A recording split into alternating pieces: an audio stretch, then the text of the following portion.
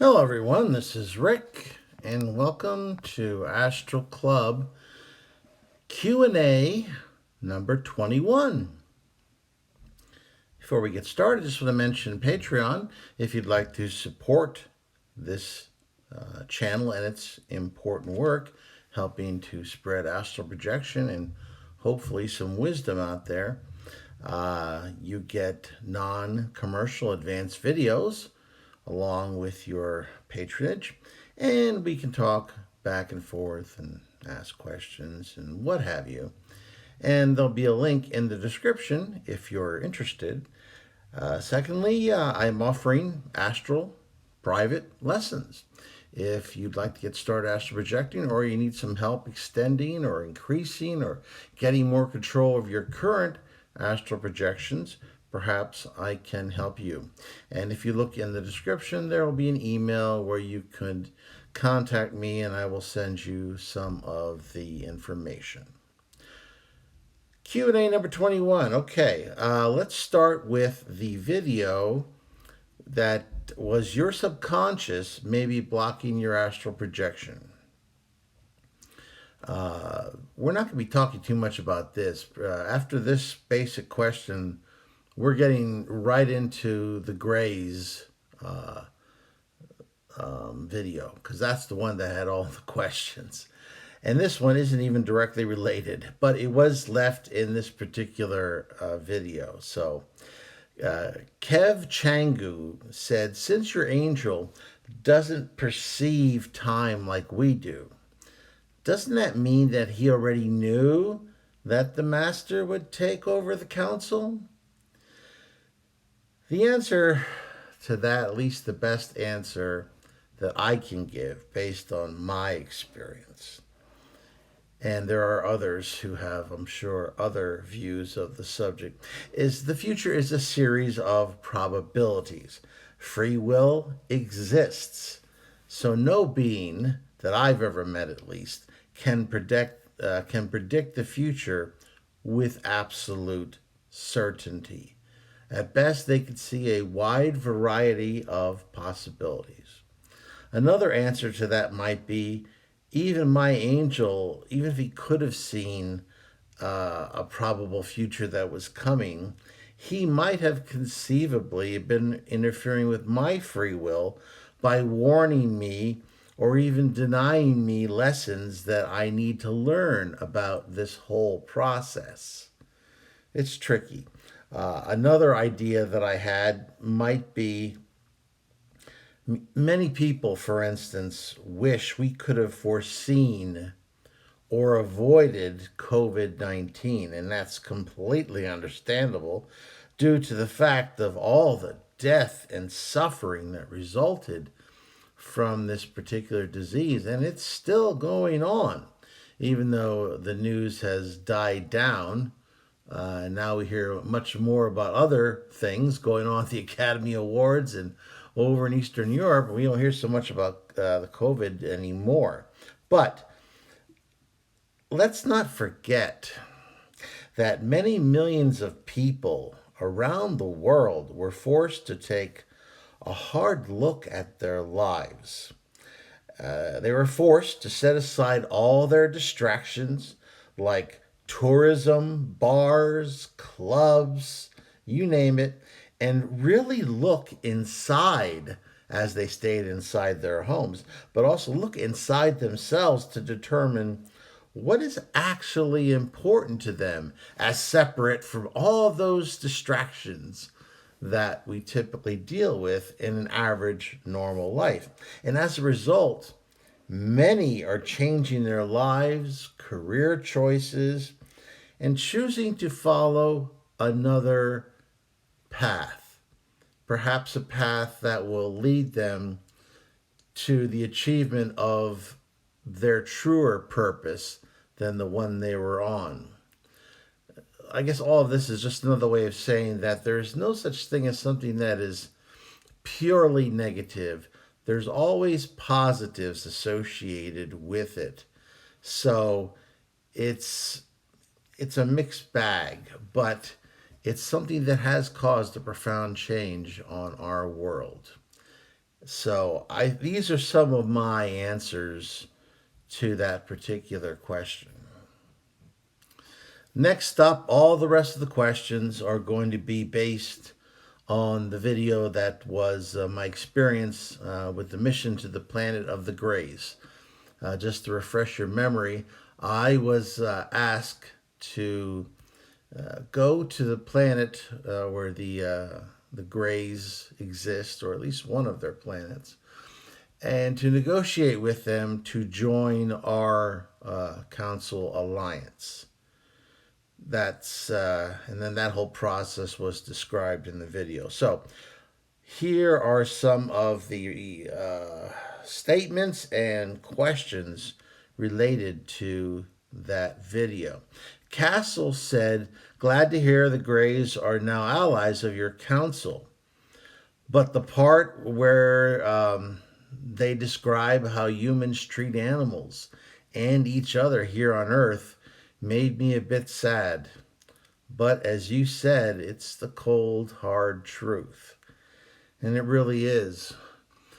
I was there trying to make the case in the best way I could that the master couldn't be trusted, that he, might be a liar or mistreating others, enslaving others, feeding on others as a way to convince them they shouldn't ally themselves with the master, despite the fact he offered them all kinds of support that they need with their genetic research, finding new planets for them to expand to.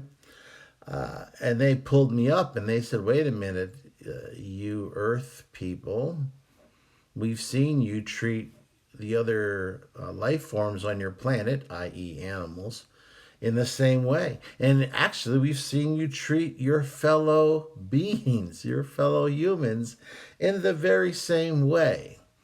And of course, that pulled me up short, kind of took away my high ground very quickly and forced me in a position that I wasn't expecting. But it's something to think about, because I know it's certainly something I've been thinking about. Next up, number 3. Creative777 said it was a fascinating episode. The question was, how do we prolong our experience on the astral plane? Creative777 projections only last around 15 minutes. The average projection in the here and now, the present, in my experience, typically doesn't last longer than 20 minutes and can certainly last a lot less than that. One of the things I can recommend is a concentration exercise. It's an exercise of the will as well. But take a simple object like a candle, and you can light it if you want, but it should be simple, like a simple white candle, and put it on a basic table, nothing ornamental about any of this, against a barren wall. And then stare at that object until you have a good vision of what it looks like. Close your eyes and try to maintain that particular image in your mind for as long as you can before other thoughts start to intrude. It's a very simple exercise, but you'll find that at first you can't do it for very long before those other thoughts intrude. Eventually, though, as you get better at it, you'll find that you can hold that image longer and longer. And if you lose the image, just open up your eyes and start all over again. That helps to increase your concentration and your will, which will help you to maintain your consciousness for a bit longer in the here and now. The way I permanently address this particular problem myself, I've told you on a number of occasions, and that was with future travel, because future travel allowed me to have much longer experiences while only 15 or 20 minutes transpires in what we call the present. Number 4, Abdullahi Amin.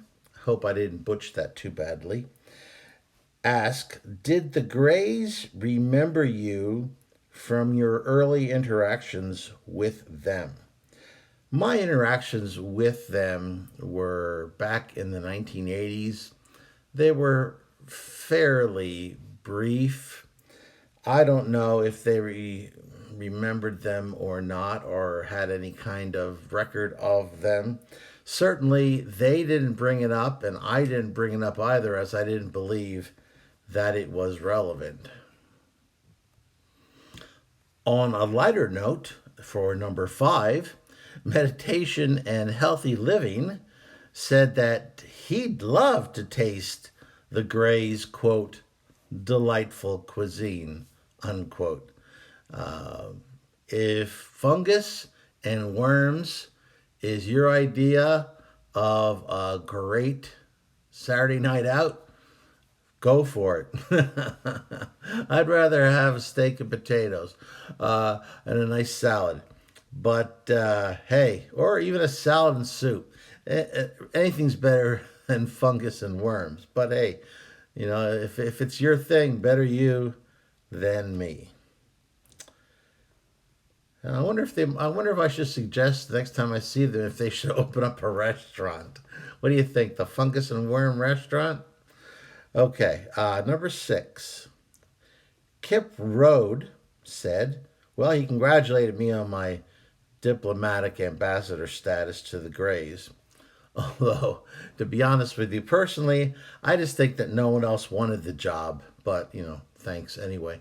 It kind of reminded me of, have you ever seen a movie where there's a line of soldiers and the sergeant comes forward and has a crappy job and asks for a volunteer, and everybody steps backwards, leaving one poor guy standing out front. And the sergeant is like, excellent, okay, you can go clean the head, or the latrine or what have you. That personally, I think that was probably more in that area than anything else. At any rate, I think he was curious about the limiting factor of time for a projection in the present, and it's very much similar to the prior question. You're limited to that typical 15-20 minutes. It's just something about the body wanting to have you back in the here now, back inside the body. Now, let me add another addendum to that. Kip then went on to say, have you ever projected more than once per evening? And my answer to that is yes.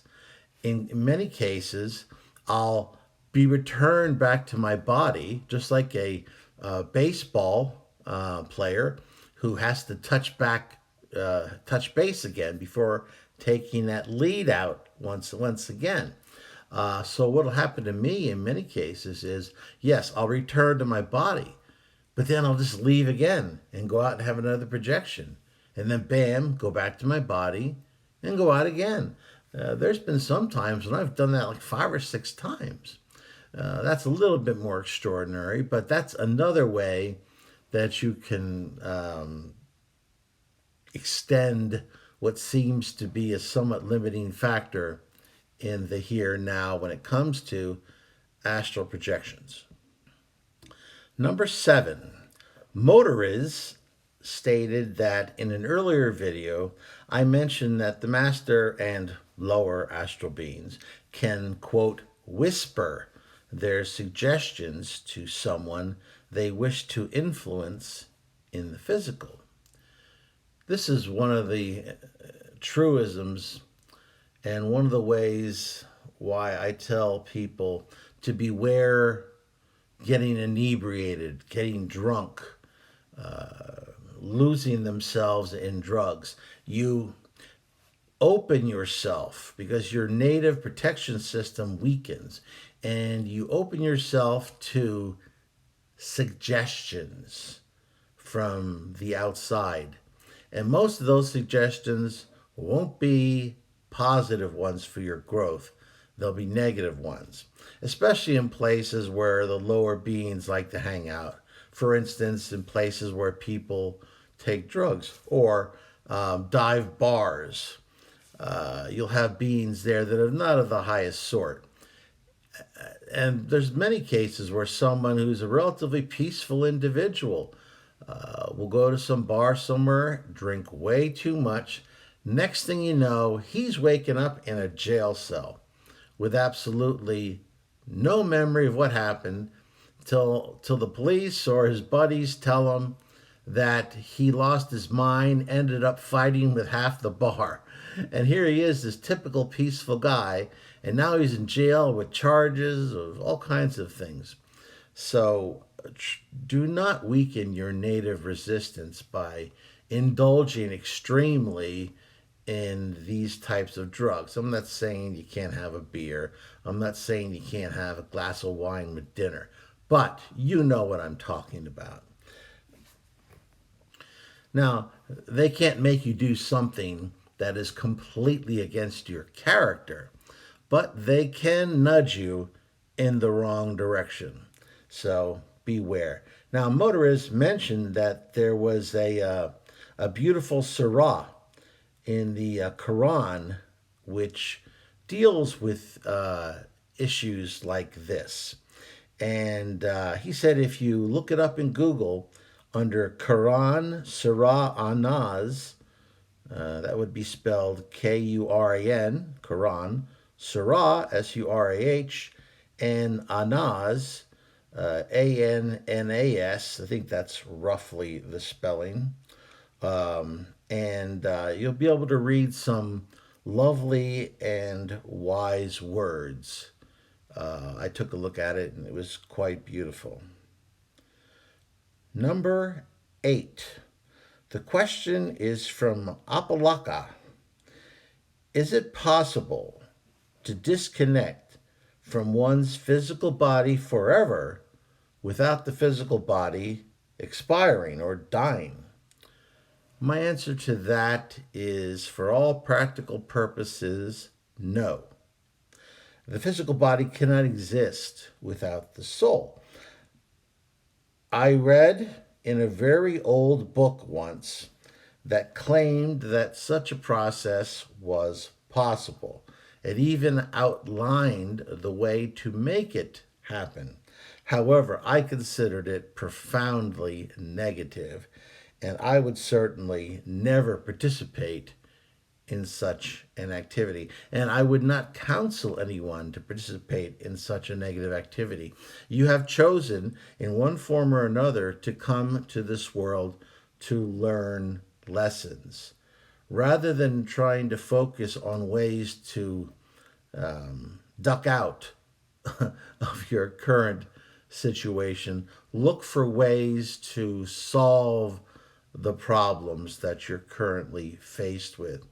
Look for allies, take advice of wise people, and rebuild the life that you have, because there's a reason why you're here.